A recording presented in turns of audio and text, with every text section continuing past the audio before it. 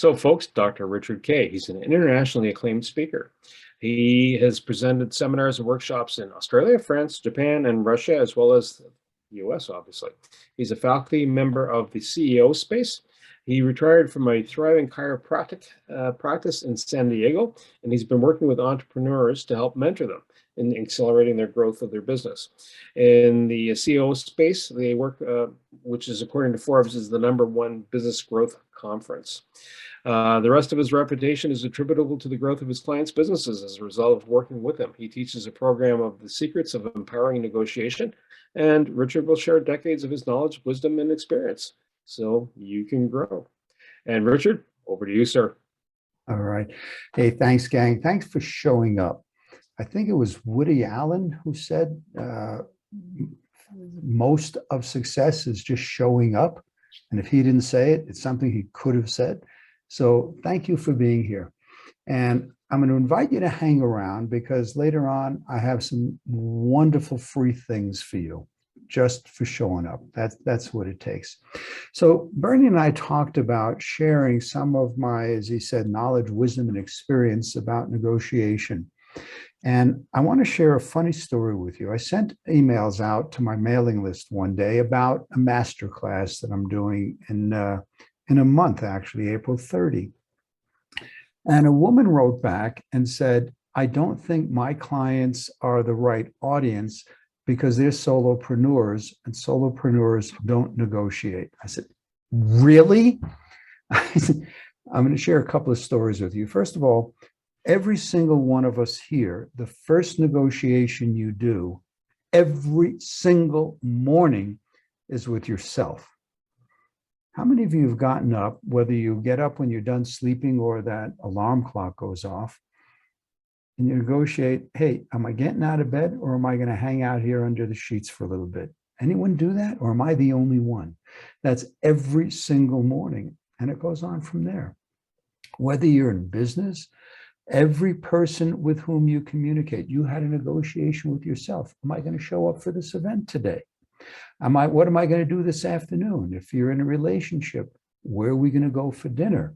Or even if you're in a relationship with yourself, and I'd like to believe most of you are, where am I going to go to dinner? Am I going to eat in? What am I going to have? So when she said solopreneurs don't negotiate, that's like, wow, what universe is this lady living in? And I want to share a story with you, and I'm going to give you some really good, solid tips here that by the end of this program, or through the program, you may want to take notes because there are things that you're going to want to remember. And by the way, the research shows that people who participate have an 82% higher retention rate than if people just observe. So this is not a diatribe. This is interactive. Feel free to either raise your digital hand or wave or just speak up. And we'll see, 80% of life is just showing up. Woody Allen, thank you. Thank you. See, now, it's a simple negotiation. I said something and Michael said, hey, this is, you negotiate with yourself. Gee, do I want to post something there? Recognize every conversation you have. Does anyone remember the television show Rhoda? Anyone remember that? It was a spin-off from Mary Tyler Moore. And back when I used to watch television, that was one of the shows I watched. It was really funny, great writing. And there's this segment, this scene where the boyfriend, Joe, is in Rhoda's apartment. And he says, she's going to come home and she's going to say this, and I'm going to say this, and then I'm going to say this. And she said, wait a minute, I'm having an argument with myself and I'm losing. That's a negotiation. How many times do you do that? So many, many years ago, a young man asked me to teach the work that I was doing in his series of seminars. And we had a conversation about where, when, how much time did I have, et cetera. And then the conversation came down to what? How much is he going to pay me? And I'm going to give you a little cliffhanger here, but I'm going to tell you what I said to him. He offered me a fee, and I uttered 7 words. Like that, he doubled what he offered to pay me. How cool is that? Now hang out because I'm going to give you those 7 words later on. I call them magical words. So when you know how to do negotiation in a win-win-win-win model, what the heck does that mean? Most people have a model of negotiation of I win, you get screwed, you lose. That's mostly the world we grew up in. People talk about win-win in business and relationship and negotiation, and that's cool. I want to invite you to step into a larger frame than that. Win-win means I win, you win. Win-win-win means I win, you win, and people in our circle win. I invite you to step up to a 4th level of I win, you win, our circle wins, and humanity wins. What if you viewed everything you did in life? What are the far-reaching effects? Does it serve humanity, or is somebody going to get screwed on the back end? When you look at the world through that lens, I assert that we step into a much bigger and healthier and a service frame. Many years ago, and you'll get an idea of how long ago, I was practicing chiropractic, and I put an ad in the newspaper for a new office manager. A young lady called me up, and the first words out of her mouth were, "How much are you paying?" I don't know if she even said hello. I'm talking decades ago. The way you show up is profound. First impressions really do matter. She said, "How much are you paying?" You get an idea when I tell how long ago. I said, "Well, I'm offering $1,000. She said, "Great, I'll ask for 2. We can settle on 1,500. When can I come in?" Yeah, Margaret. That's what many people perceive of as negotiation. You have an offer, a counter offer, and you meet in the middle. Who has that as a model? Who accepts that that's the way a lot of negotiation is done? If you do, get rid of it, because it's not what happens. One day I had this was the lady who left that I needed to replace. She asked me for a raise. I said, "Why?" It's conversation. "Well, my landlord raised my rent and I need more money." I said, "Well, I was very loving, but the essence of it was, that's not my problem." I said, "I'll tell you what, here's the deal. You learn to type so you can type up my reports and I'll be glad to give you a raise." She said, "No, I just need more money." It was a nice, gentler conversation. What's on the table when you're negotiating? Virtually everything. Again, this example of the young lady who didn't want to learn a new skill to serve, to earn her value. So let's do an example, and I'm going to ask you all to unmute because this is an interactive game here. How many of you are crystal clear in your communication? So a few of you have not unmuted yet. Please participate so that you will get more out of this. Trust me, this isn't for me. This is so you can go home with usable skills. Thank you. Thank you. Well, I was at a conference many years ago. You all feel that you have a real good handle on how you communicate and get your message across. Would that be a fair statement? Oh, sure. Yeah. I don't know. I'm going to write in the little message. You telling me if I communicated well. Okay, it's bullshit. Let me tell you, we can all use an up-leveling of our communication skills. Yeah. So I was at a conference a couple of decades ago, and someone did this exercise. He said, "I have 26 sheep and 2 die. How many do I have left?" So I ask you, I have 26 sheep and 2 die. How many do I have left? Who would like to speak to that? 26. How many do you want to have? Okay. So I heard 26. Yeah, 26 and 2 die? I have 26 sheep and 2 die. How many do I have left? 24. 24. Okay. 26. 26. 26. I'm going to Why? say this again. I have 26 sheep and 2 die.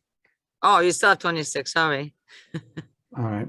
Now, because you're all entrepreneurs and have a different spectrum in life, I'm going to say this a little more slowly. I have 20 sick sheep. I said the same thing. I have 26 sheep. Now, whose responsibility is it? By the way, you can take that on. I did. I repurposed it. Feel free to use it. So when you are speaking with someone, whose responsibility is it to ensure that what you are saying is what someone heard? Is it their responsibility or is it yours? You're wrong. You're It's our exactly right. You're right. It is your responsibility. So 26 sheep is exactly the same as 20 sick sheep. When you are conveying a message, you have to check in. You have to check in.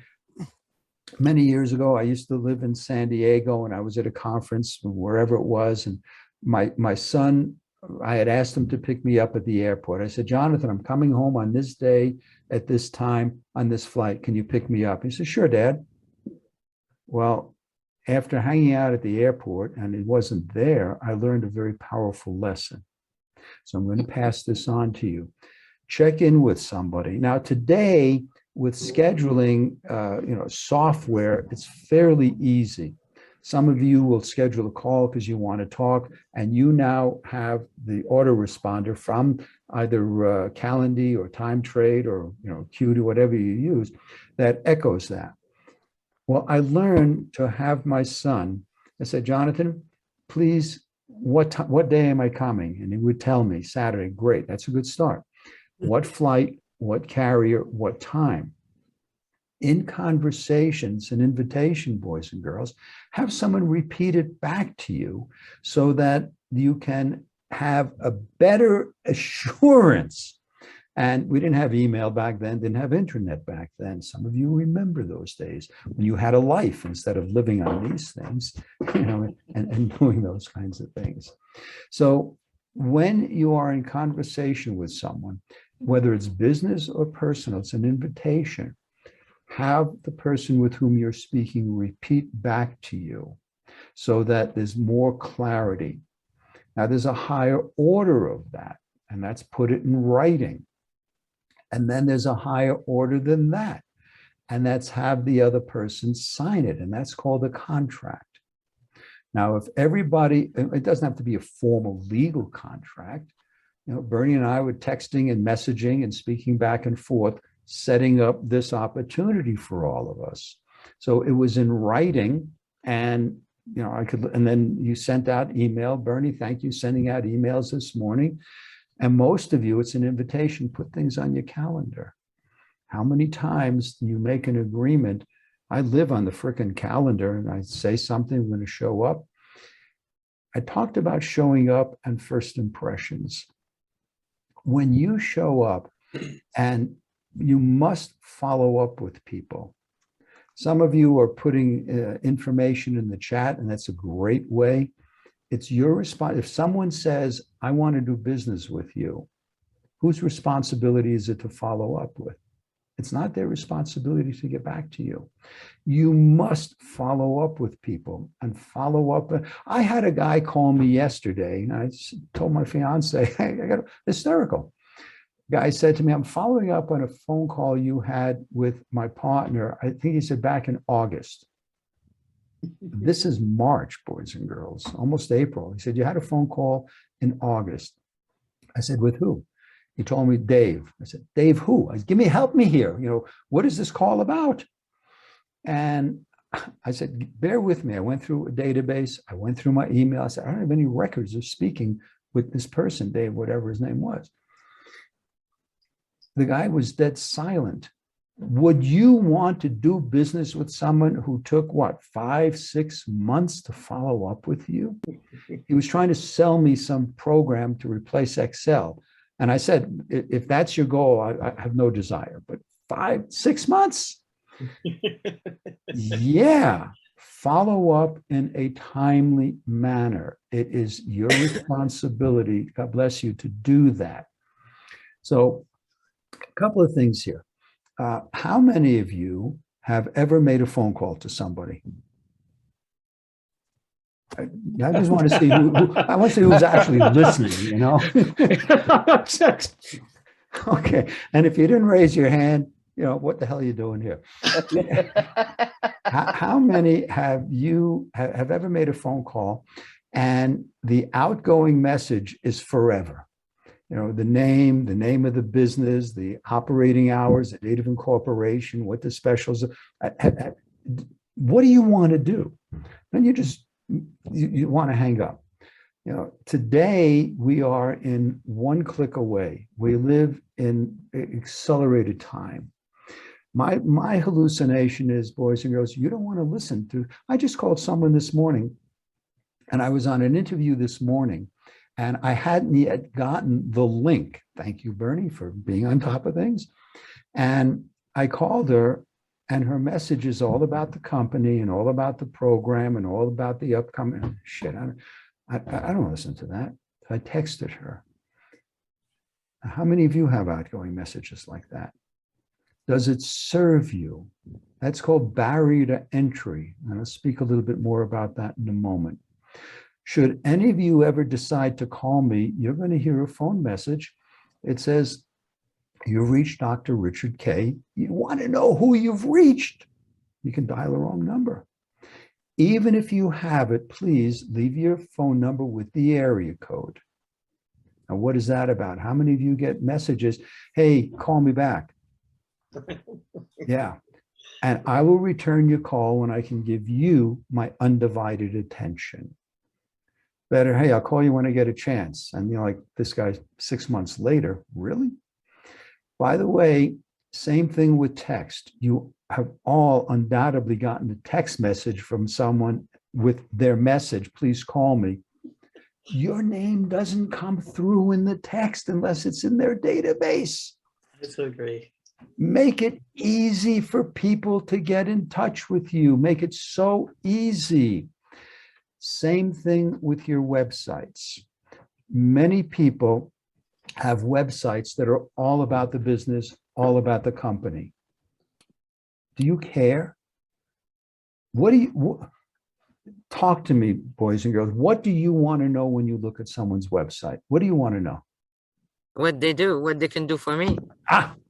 That's it. What can they do for me? We all tune into the same radio station, WIIFM. What's in it for me? But you're right, because many websites, they just talk about all kinds of googly-doo. You don't even know what they do. Yeah. So again, this is an opportunity to evaluate your own website. Is it about you? Or is it, as Ghislaine said, and if I mispronounce your name, I apologize. That's fine. It's Gilan, you're right. Yeah, okay, thank you. You want to know what's in it for you. Oh, you can have a section, you know, what we do and how we do it and how long we've been doing it. You want to have, you look at your website as if you are the consumer. Does it speak to you? What problem do you solve? That's what everyone cares about. When you get on an airplane, you don't care whether the engines are Briggs and Stratton or General Motors, but you don't care. You want to know one thing. Is that aircraft going to get you to your destination? So it's an invitation. Same thing with your voicemail. This young lady this morning, I'm saying, shit. So I on some voicemails, you can push the pound sign and skip right to the message. Her says, "Please enter your password." Well, I don't have a password. So I had to hang up and call back and listen to the recording again. What are you doing in barrier to entry that you're losing prospects, you're losing customers, and you don't even know it? Make it so easy for people to get through to you. How many of you, and you don't have to raise your hand, but how many of you have a website? Okay, thank you. How many? There's both hands. How many of you have a website where someone has to fill out a form to get to you? And we're talking about barrier to entry. I know that, well, okay, thank you, but let me add to that because there's more. How many of you have a website where the only way for someone to get to you is by filling out a form? You know, you go to someone's website, you fill out a form, and then you pray to God they're going to get back to you. You get an autoresponder that says, hey, we'll call you. A form is great. You can gather information. This invitation, have at least your email address. And if you're up for it, a phone number. There's an attorney I took off my email list because every time I sent out an email, I got an autoresponder. It said to make it, paraphrasing obviously, but so that we can run a more efficient office, we answer our emails between 1 and 3. Excuse me, I'm not interested in your efficiency. If I want, and in this case, especially an attorney, I don't want to wait until the afternoon. I want somebody now. So I repeat, make it so easy for people to get to you so that they can do business with you. Otherwise, it's a barrier to entry. And there, all right, I'm going to pause. Who has a question, a comment, a concern? I don't know if that comment's for me. So who has a burning question that you have? We got plenty more information here if you'd like to keep going. Oh, Yes, Trish has Trish. something. Yes, Trish. Well, it's more a comment, to be honest. I get a lot of spam phone calls. And so sometimes I don't answer my phone calls, and then I'm always, oh, should I not? But you know what? No, I don't want my ducks cleaned again. So would you like some feedback on that? Yes, please. Okay, there's a couple of things. In the States, I have T-Mobile, and I have no idea how it showed up in my service, but I get messages, spam call. I don't know how they detect these robocalls, and in the States, at least, they're looking to make those illegal. And Trish, I have to tell you, for me, I just use intuition. If it doesn't feel right, I don't answer it. I will call back if they leave a voicemail. If they don't leave a voicemail, the hell, I have no interest in that part. As someone, I was on a phone call this morning, and the phone rang, and it lit up with the person's name because the person happens to be in my phone database. Well, I wasn't going to get off a call to take that call, and he didn't leave a message. I have no desire to call that person back. Your time is more valuable to you than to anybody else. If someone wants to get in touch with you, and by the way, can you show us your desk why you don't want it cleaned? No, it's all right. There's no need to call someone back. If they want to get in touch with them, by the way, just out of curiosity, I checked that person's information in my database, and the last message I have was a text from him saying, I've been busy, I haven't had time to get back in touch with you. Well, he didn't have the courtesy to leave a message. So, it's how you want to play. Is that useful for you, Trish? Yes? Yes. Okay. Thank you. Anyone? Typically, I don't reply, or I don't answer, but I was just curious what you would say. Thank you.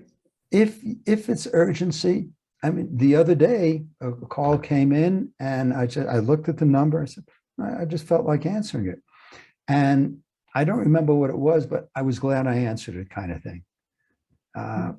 And, it's like that guy who called me. I had no idea who it was, but I answered the phone, and I'm checking up on a call you had 6 months ago. I said, really? And that was my question to him. All right. I talked about, I don't know who Connect Ottawa is because it just has Connect Ottawa, not your name. But Stephen, thank you. Does that help you with having an email address as well as? Wait a minute, sorry, it's me. Oh, okay. All right. So is that Stephanie? I can't see it properly. Stefan John. Stefan, does that help you to have the email? And some people are reticent today to have a phone number because, like Trish says, you may get, bogus emails. Know your own limits. But an email address, oh, I'm afraid someone's going to farm my email. Shit, you get enough bogus emails anyway. What's another one or two? So make it easy for people to get in touch with you. That's the biggest thing I want you to take away from that part here. And I talked about having things in writing, you know, like the contract. People will believe more if it's in writing. If I tell you that I have something, a price, for example, you know, imagine going into Nordstrom's or Macy's or whatever stores you may have in Canada, or you mentioned Costco, and there's no prices on stuff. Yeah, everything is negotiable, and I'll tell you about that in a moment. But you must have things in writing. Your pricing, your pricing list, so that people know what they're going to get. Many years ago, and people, again, I say they believe what's in writing. Many years ago, a lady and I were driving, and we stopped at some restaurant to go to the bathroom. And we go into the back, and there's a sign that says men's room, and there's a sign that says ladies' room. Well, there was someone who was, I don't remember, I'll give you the essence of it. There was someone in the men's room. Well, my wife at the time went into the ladies' room, and when she was done, she came out, and there's still somebody in the men's room. So I went into the ladies' room. Now, don't do this if it's more, you know, if it's a small thing with just one toilet and one, you know, you're fine. Don't do it in a multi-purpose one. And, oh, now I remember what it was. There was a guy looking ahead of me, waiting for the guy to come out of the men's room. And he's still waiting because there's somebody in there. So I went into the ladies' room and locked the door, and my wife stood outside. And I came out, that guy's still waiting. What's the difference between the men's room and the ladies' room? Yeah, there may be a urinal in the men's room. It's just a sign. That's all it is, Margaret Ann. And as But we he once left, told me off to use the handicap washroom when there was no handicap inside. Like, it's accessibility doesn't mean I can't use it. exactly. Like, if I'm the only one, I'm alone, and there's two stall and one's handicap, there's no, but this person went nuts. Ghislaine, you're absolutely The right. goal. So people believe what is in writing. Who remembers the show, wow, that name, with Alan Font, Candid Camera? Who remembers the show Candid Camera? I remember the name, can't remember the show. Yeah, they had hidden cameras. That was legal back then, not the kind of shit you see today with little pinhole cameras. They had a segment where Alan Font was standing. He got out of his car, put up a sign on a road that went into New Jersey, a small feeder road. Sign said road closed. And there was a barrier. People came up to the sign and stopped. And Alan Font, the first guy, the Alan Font was just standing there. And the first guy came up and says, "What's the story? You know, what is this close?" And all Alan Font did was point to the sign. Guy waited. Another car came up.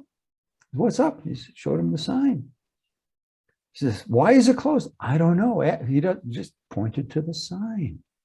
It said road closed. A line of cars behind. At whatever o'clock, Alan Font looks at his watch, walks over, takes the barricade away, and it was like the opening of the Grand Prix. People believe what they read.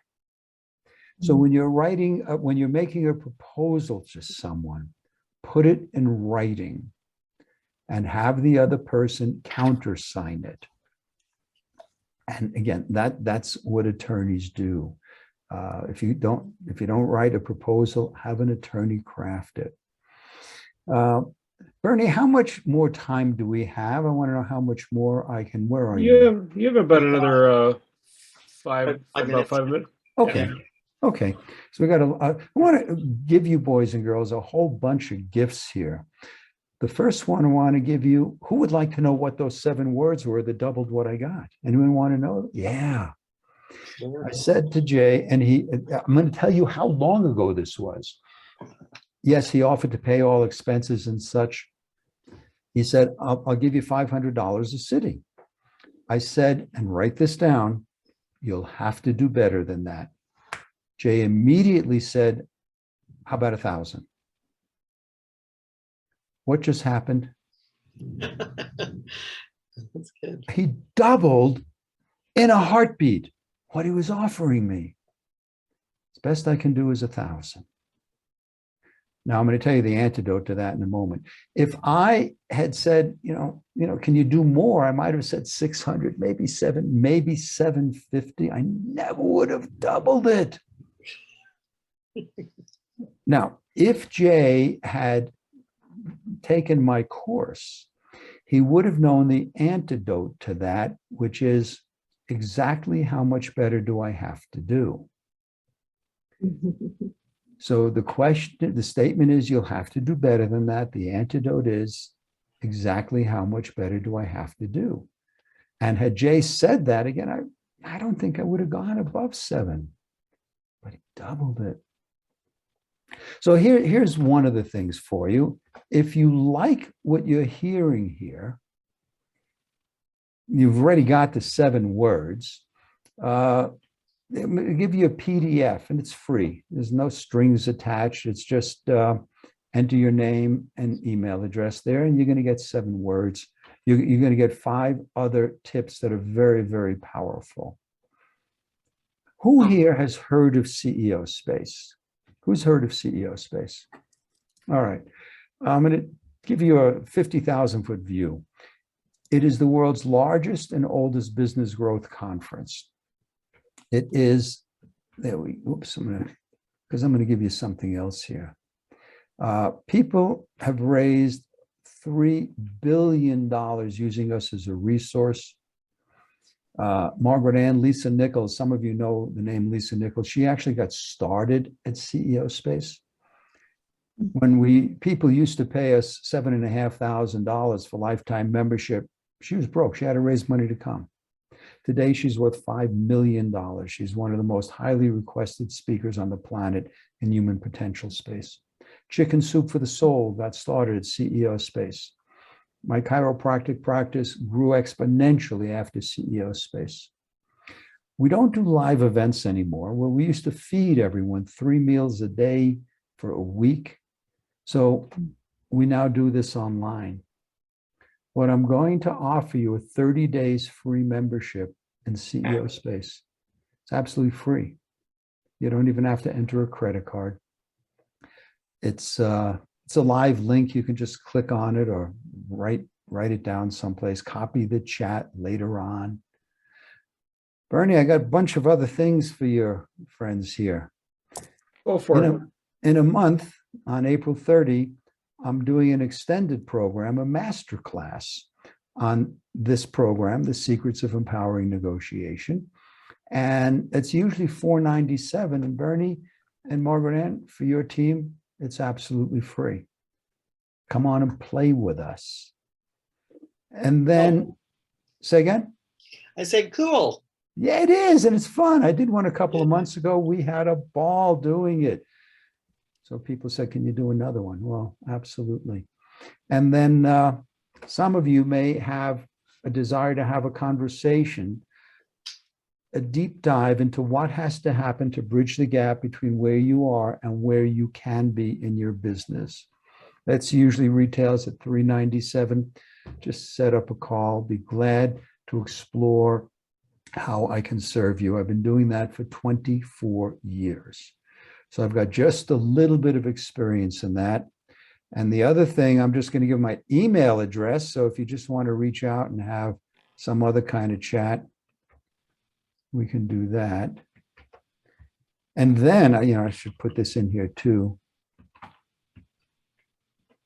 If you just want to hear my voicemail. Well, if there's no press 1 for English and 2 for for Swahili, Yeah, absolutely.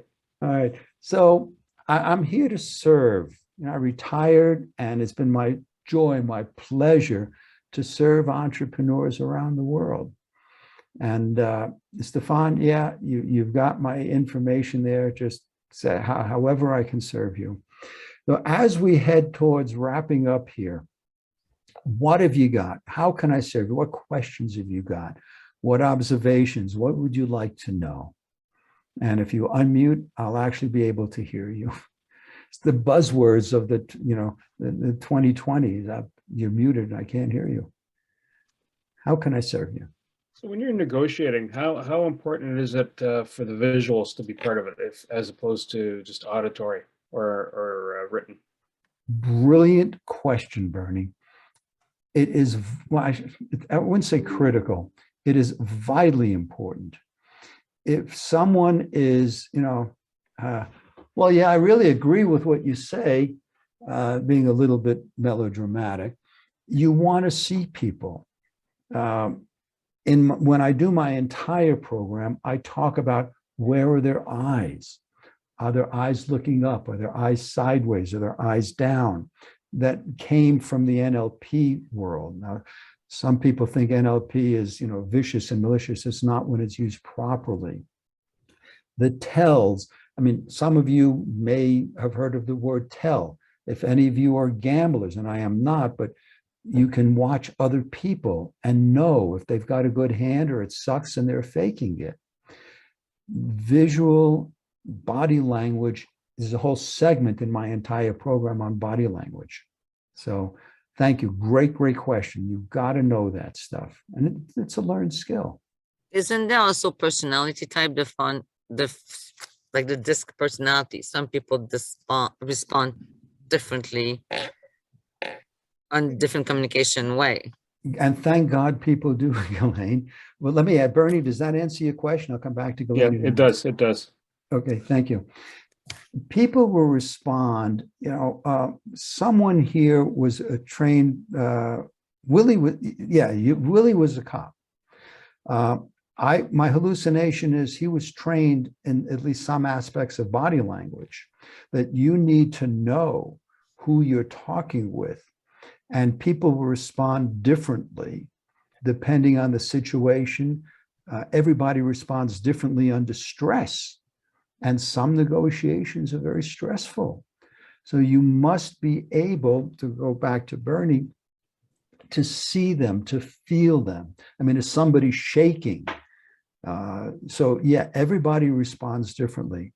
And a trained negotiator, you learn how to read the responses, and you must develop a baseline with that person.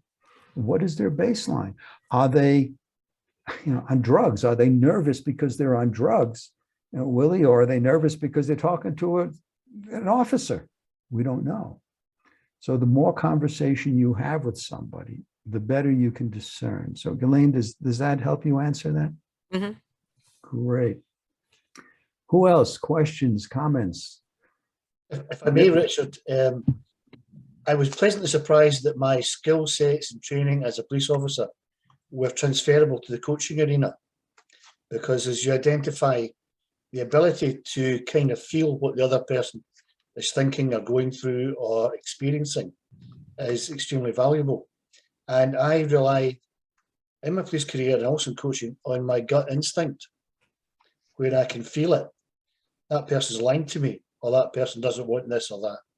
So to answer Bernie, it's critical that you're able to identify that. And similarly, if you're projecting, to project in the right manner. And Willie, thank you for adding that. Your gut instinct, boys and girls, is so important. Will it be right 100% of the time? No. I assert that most of the time it's right, and this screws it up. This gets in the way. Oh, that can't be. So yeah, go with your gut and then double check with it. Thank you.